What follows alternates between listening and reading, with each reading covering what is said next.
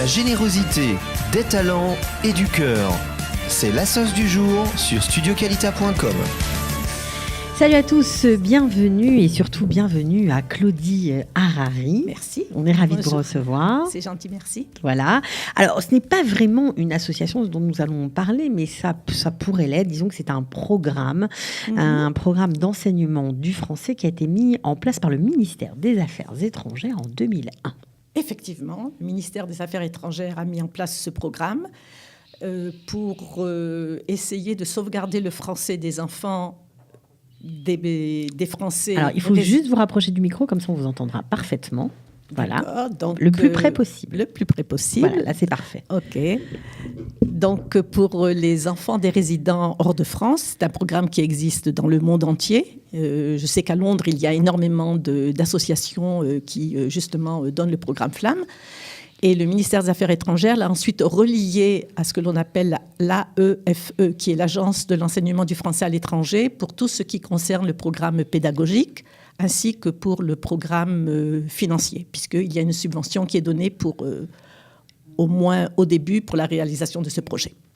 D'accord, alors on comprend que c'est un programme ouvert à tous ceux qui ont envie de se lancer dans l'accompagnement des enfants qui ont besoin d'apprendre le français, donc tous ceux qui veulent perpétuer la langue française en Israël. Donc c'est un programme qui s'adresse à des enfants de quel âge ? Alors le programme est en fait pour des enfants de 5 ans à 16 ans. Et en Israël, nous l'avons introduit surtout dans les écoles primaires.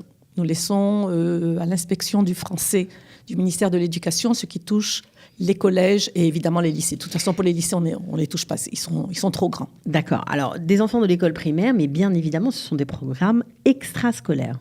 Ce sont des programmes extrascolaires qui sont des programmes un peu comme il y a en Israël, les fameux Rougim. Et on essaye que ces activités restent à l'école même l'après-midi. Mais ce n'est pas dans le cadre scolaire. Ce sont des organismes ou des associations externes à l'école qui les prennent en charge. Tout à fait. Bon, alors vous avez aussi un parcours dans l'enseignement, on va dire, assez impressionnant. Puisque oui, on peut dire ça, vous êtes en Israël depuis 1970. Tout à fait. Et vous avez été inspectrice de l'enseignement du français en Israël pendant 18 ans. Tout à fait. Eh ben, ça fait beaucoup, ça. Ça fait beaucoup. Ça fait beaucoup de parcours qui ont été souvent intéressants. Le contact avec les enfants, d'abord, avant d'être inspectrice, a été absolument une révélation absolument magnifique. Et ensuite, en tant qu'inspectrice, ça a été une révélation, un petit peu de relation avec les directeurs d'école et avec les professeurs de français. Et c'était génial. Alors, c'est très intéressant parce qu'en général, lorsqu'on parle à des anciens immigrants, des gens qui sont là depuis très longtemps, comme vous êtes là depuis 1970, donc ça fait vraiment un certain nombre de temps, vous êtes tout à fait intégrés, vous parlez l'hébreu, etc. Et souvent, les anciens immigrants mettent le français un peu de côté. Alors, je crois qu'au début, effectivement, lorsque les gens sont arrivés de France ou d'ailleurs et qu'ils avaient le français comme langue, pour des raisons d'intégration, ils ont mis le français de côté. Mais nous n'avons pas mis le français de côté. D'abord parce que nous voulions que nos enfants parlent le français et puissent être en relation avec la famille qui était restée en France. On est quand même venu avec 2 enfants, donc toute la famille était en France. Mais en plus de ça, le français est partie intégrante de moi-même. Je parle l'hébreu, je lis en hébreu, j'écris en hébreu, mais le français a une note affective très, très importante. Et je ne pourrai jamais me détacher du français. Une note affective par rapport à l'amour que vous portez à la langue française, par rapport à votre passé en France ? Je crois que c'est un petit peu de tout. Ce côté affectif, c'est effectivement aussi moi-même en France, c'est-à-dire lorsque j'étais petite, lorsque j'étais plus grande, lorsque j'ai fait des études, c'est une partie de moi-même. Je ne pourrais jamais rayer ou effacer cette partie de moi-même, je ne serais plus moi-même. Tout simplement. Ce serait dommage. Alors, certains disent pourtant que, justement, parce qu'il faut s'intégrer quand on arrive de France, et aujourd'hui, où il y a beaucoup de supports en français, on peut parfois, dans certaines villes, à forte présence francophone, vivre en français. Certains disent que c'est un frein à l'intégration. Qu'est-ce que vous leur répondez ? Écoutez, je crois que mon parcours, enfin notre parcours, nous avons été quand même dans la vie active en Israël. Donc l'intégration, elle était de fait. Les enfants sont allés à l'école, dans une école israélienne et tout. Ce qui se passe effectivement dans certaines régions, peut-être en Israël, c'est que les gens vivent en communauté parce que souvent, ils n'ont pas de vie active. C'est-à-dire ils arrivent de France, ils ont déjà une carrière derrière eux. Et ici, c'est autre chose. Mais c'est vrai que c'est dommage, parce qu'une intégration passe par la connaissance de l'hébreu et la connaissance de la culture israélienne. Ça, alors, sûr. On dit souvent que les enfants qui arrivent, qui ont déjà une autre langue maternelle, on va prendre le français comme exemple forcément, lorsqu'ils ont un niveau élevé dans leur propre langue maternelle, ils vont acquérir ce même niveau de langue plus tard en hébreu. Oui, effectivement, je pense que les enfants... C'est pour ça qu'il est important, lorsqu'on a une langue maternelle, quel que soit le niveau, de pouvoir garder cette langue maternelle qui apporte énormément comme miroir, si vous voulez, à la langue dans le pays dans lequel vous êtes. Bon, ici, nous parlons de l'hébreu. Mais c'est vrai que lorsque les enfants ont un bon niveau dans leur langue maternelle, ils arrivent à comprendre bien mieux tout le fonctionnement de la grammaire, syntaxe et tout le reste dans la langue qu'ils doivent apprendre. D'accord. Alors, bien évidemment, vous n'êtes pas seul dans ce beau projet de l'enseignement du français. Flamme, derrière Flamme, il y a de nombreuses associations. Absolument. Alors, je crois qu'il y en a 8. Tout à fait. C'est ça, vous pouvez nous dire quelques mots sur chacune d'elles ? Oui, alors il y a 8 associations. Il y en a une à Jérusalem, qui est l'association Hanouka, qui est aussi au sein de l'association AMI et qui vraiment a une mise en place d'activités absolument remarquables, faisant appel à des bénévoles, ce qui est aussi une chance pour les enfants de venir et d'écouter des bénévoles, leur parler, par exemple, de Jérusalem, de l'ancien Jérusalem, ou de leur apprendre des chansons et autres. Oui, c'est ça, parce que l'enseignement du français, ce n'est pas seulement un enseignement, on va dire, académique, mais il y a aussi beaucoup d'activités ludiques pour les enfants formidables. Oui, alors, moi ce qui m'a beaucoup plu dans ce programme Flamme, c'est que justement, il n'y a pas d'obligation de programme. On n'est pas comme au ministère de l'Éducation, obligé de terminer Oui, j'étais inspectrice, donc c'est en même temps un petit croche-pied que je me fais. Mais on est obligé, quand on a un programme, quand on est dans un ministère, vous êtes obligé d'aller jusqu'au bout du programme. À Flamme, c'est pas tout à fait comme ça. À Flamme, il y a beaucoup de souplesse. C'est-à-dire qu'en fait, il n'y a pas simplement que de l'enseignement pour que les enfants puissent apprendre, par exemple, à écrire ou que les enfants lisent mieux, mais il y a aussi des activités. Et c'est autour de ces activités-là que l'on voudrait de sauvegarder leur français. Alors, des activités de quel type, par exemple ? Comme vous connaissez, dans ces 8 associations, j'imagine qu'il y en a certaines qui vous marquent plus, peut-être, que d'autres ? Oui, effectivement. L'association de Ranana, les jardins de Ranana, est une association Les jardins français de Ranana. Ils ont mis en place, effectivement, un tas d'activités extrascolaires. Certaines sont basées un petit peu sur la connaissance du français, parce qu'il ne faut pas oublier une chose aussi, c'est que les parents demandent à ce que les enfants sachent le français, que les parents demandent à ce qu'il y ait un progrès auprès de leurs enfants en ce qui concerne la lecture et l'écriture. Donc, on ne peut pas négliger aussi cette demande des parents, mais à côté de cela, il y a des activités qui renforcent aussi le français des enfants. Par exemple, au jardin de Ranana, il y a une activité théâtre. Écoutez, par le théâtre, vous apprenez des tas de mots, des tas de tournures de phrases, des tas de règles qui vous permettent d'améliorer toujours. Et effectivement, plus on ira vers le ludique, qui est un ludique qui n'est pas n'importe quoi comme ludique, qui est un ludique qui est réfléchi, qui est travaillé avant de l'amener aux enfants, et plus on aura du succès dans le programme Flamme. Voilà, donc l'inspectrice de l'éducation formelle qui prône l'éducation informelle. Mais Tout à fait. Mais même en tant qu'inspectrice, j'ai jamais été très formelle. D'accord, ok. Bon, en tout cas, il y en a d'autres, bien sûr. Je crois qu'il y en a même une à Ashkelon, incroyable. Oui, il y a une à Ashkelon qui fait un magnifique travail avec beaucoup, beaucoup de dévouement. Donc, c'est le club français d'Ashkelon. Le club français d'Ashkelon, Natania exactement. aussi n'est pas en reste? Alors, Natania, il y a un petit problème à Natania, c'est qu'on n'est pas arrivé vraiment à démarrer. C'est-à-dire qu'à Natania, je vous raconte la petite histoire de Natania. On a commencé à Natania en 2011, lorsque j'ai commencé à m'intéresser à ce programme-là et que j'ai demandé à Jérusalem et à Natania si on pouvait développer le projet. On a commencé à Natania avec l'association qui s'appelle l'éducation non formelle, Achinur Halo Formal. Ça a bien marché pendant 2-3 ans, mais les locaux étaient un petit peu excentrés. Alors, à un certain moment, et les enfants et les parents, on a eu un petit peu assez d'être obligés de faire le trajet après l'école, d'amener les enfants, d'attendre et tout. Donc, le projet est un peu tombé de ce côté-là. Mais la Viso a repris le flambeau. Et malheureusement, on n'est pas encore arrivé vraiment à avoir autant d'enfants qu'on pourrait l'avoir. Bon, on va en profiter aujourd'hui. Donc, si vous avez envie de faire apprendre le français à lire, écrire dans le cadre d'activités extrascolaires à vos enfants à Natania, vous pouvez taper à la porte de la Viso, parce qu'apparemment, il y a un programme pour eux. Donc, Tel Aviv, j'imagine aussi, je crois que c'est la Viso.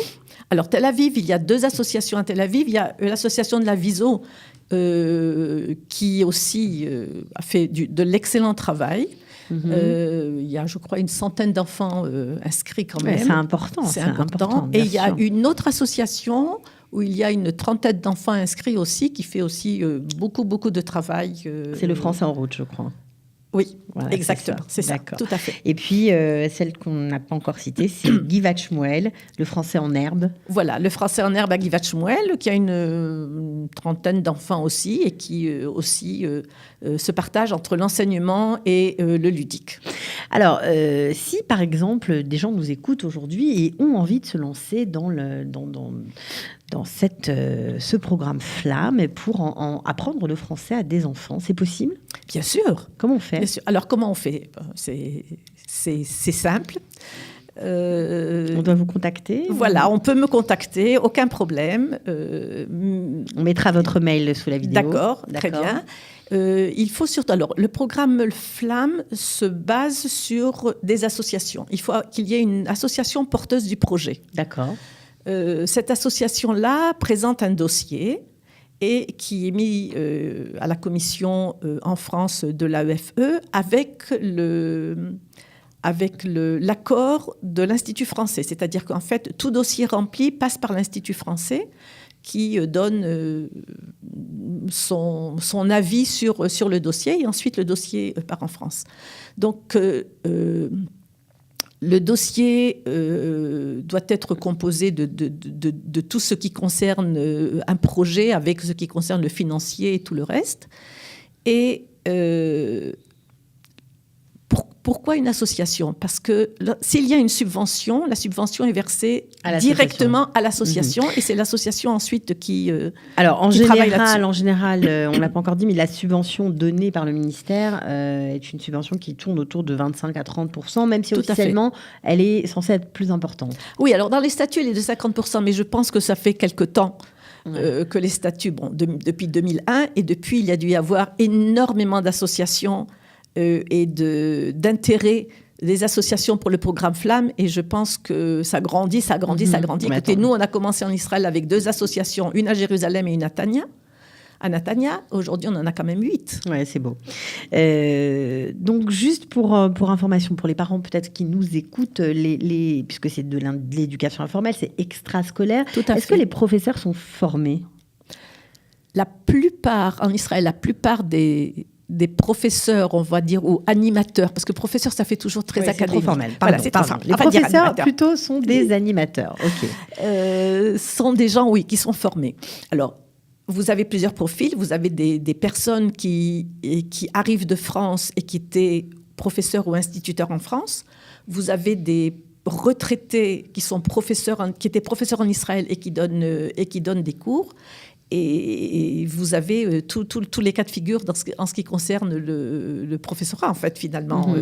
Est-ce qu'il y a une réunion interville avec tous ces enfants qui apprennent le français? Ça existe une réunion en fin d'année, peut-être, où chacun se rencontrerait pour un spectacle final ou pour quelque chose. Je vais citer le jardin français de Ranana, qui, tous les ans, ont effectivement un spectacle où l'on peut voir des petits bouts de choux de 5-6 ans, plutôt 6 ans, qui viennent et qui chantent ou qui disent quelques mots, mais enfin c'est en français et on sent que les enfants sont vraiment contents d'être sur scène et de montrer ce qu'ils savent. Alors ça existe aussi ailleurs, avec plus ou moins de brio, parce que tout dépend des possibilités que chaque association a, parce que ça coûte de l'argent. Oui, tout ça. Bien sûr. Et comme rien n'est gratuit, toutes les salles sont vraiment très chères. Mais presque toutes les associations font quelque chose. D'accord. Alors, vous nous avez bien expliqué que les professeurs ont un certain background. Est-ce qu'ils ont en plus une formation parce qu'enseigner le français à des Israéliens, à des enfants qui ne vivent pas dans un milieu immergé complètement avec du français, c'est un peu différent, j'imagine. Est-ce qu'il y a des formations spéciales pour eux? Alors, il y a des formations, et là, il faut vraiment remercier l'Institut français, l'ambassade de France, qui, depuis 2 ans, demande à des formateurs de haut niveau, des formateurs de l'association CIEP, qui sont vraiment au top de tout ce qui est pédagogique, de venir. Et pendant 3 jours, il y a des stages. Donc ils viennent en Israël. Ils viennent en Israël de France pendant 3 jours. Et il y a la participation de pratiquement tous les professeurs animateurs. C'est une formation des payante? Associations. Non, pas du tout. C'est une formation gratuite? C'est une formation gratuite. Et vraiment, la personne qui, depuis 2 ans, est en charge, vraiment donne tout ce qu'il a. Donne tout ce qu'il a au point de vue conseil, au point de vue matériel aussi. Il apporte énormément de choses pour aider au maximum à ce que Flamme soit non seulement un enseignement, mais aussi quelque chose de côté enseignement ludique. Et j'imagine que ça doit vous faire chaud au cœur de voir ça. Ah, mais c'est magnifique. Bien sûr. Écoutez, quand vous avez des gens de renom qui viennent et qui prennent le temps de rester des journées entières avec les professeurs, avec un esprit ouvert absolument magnifique. Par exemple, à la dernière formation, il a fait écrire, et nous avons écrit, tous les professeurs qui étaient là, nous avons écrit une charte spéciale pour Israël, c'est-à-dire ce que l'on pouvait demander aux parents, ce que l'on pouvait demander aux animateurs, ce que l'on pouvait demander aux enfants et tout. Et vraiment, ça met les points sur les i, et j'ai trouvé que c'est absolument formidable parce que c'est bien qu'il y ait un petit peu de rigueur dans toute la souplesse que peut avoir ce programme. Ok, bon, eh bien écoutez, en tout cas, si vous êtes tenté par l'aventure de vous lancer dans un programme Flamme, si vous avez une association, vous pouvez écrire à Claudie Harari. On va mettre le lien de son mail sous la vidéo. Vous allez pouvoir la contacter facilement. C'est la coordinatrice régionale des programmes Flamme en Israël, on le répète.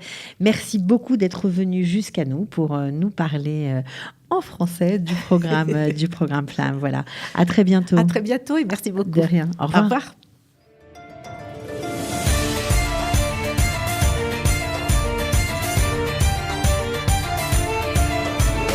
De la générosité, des talents et du cœur, c'est la sauce du jour sur studioqualita.com.